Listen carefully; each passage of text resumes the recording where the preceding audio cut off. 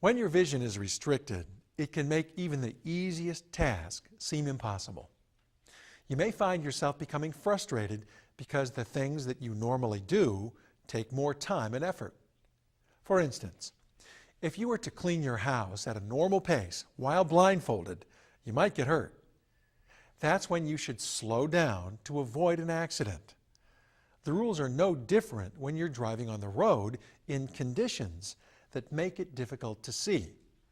If you're driving at a normal rate of speed in poor visibility conditions, then you're going to eventually have an accident. There are three types of restricted vision due to light. There may be too much light. For example, when you're driving into the sun, a light source, or from glare.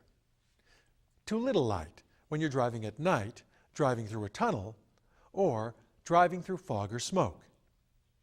And there could be the combination of too much and too little light, like when there's a lightning storm, or when you're driving from a brightly lit area into a dark area, or even from the headlights and high beams of oncoming vehicles.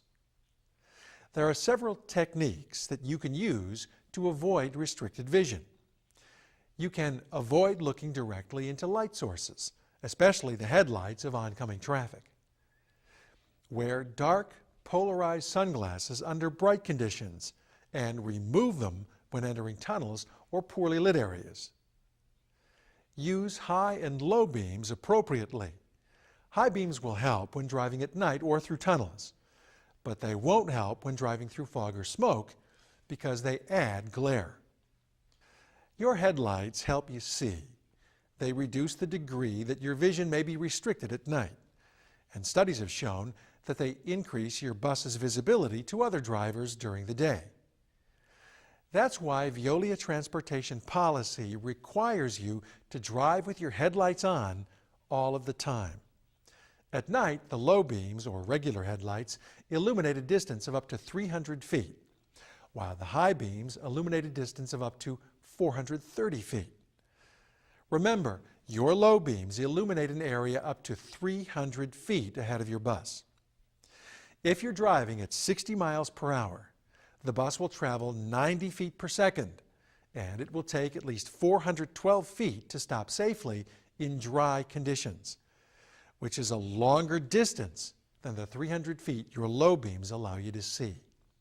At this speed, you won't have enough time to see a hazard and stop safely. The bottom line is you have to reduce your speed and increase your following distance at night and in bad weather when you're using your low beams. When you use your high beams, there are a couple of tips you'll need to keep in mind. Maintain a 10-second following distance to prevent blinding the driver in front of you. Dim your high beams within 500 feet of approaching traffic.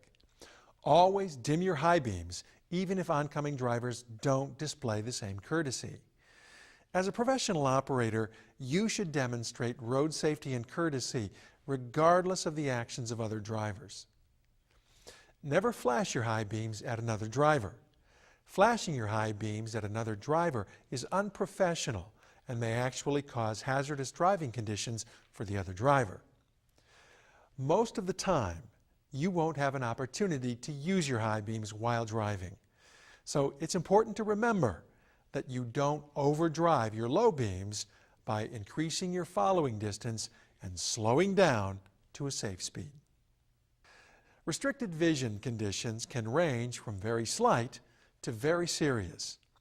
The seriousness of the restricted vision is measured by your sight distance, or how far you can see in front or to the sides and rear of your bus. When your sight distance is reduced, you have to slow down and increase your following distance. You can determine your sight distance by finding the furthest visible stationary object. Then, count the seconds until you reach the object. The longer it takes you to reach the object, the greater your sight distance is. This chart shows how sight distance limits the speed that you can drive and be able to react and stop safely. If you'll notice, when your sight distance is decreased to 2 seconds, you must find a safe place to park the bus. It's too dangerous to drive when your ability to see is reduced to the 2-second or less range. If you must pull off to the side of the road, turn on your emergency flashers and make sure the shoulder is wide enough and strong enough to support the bus.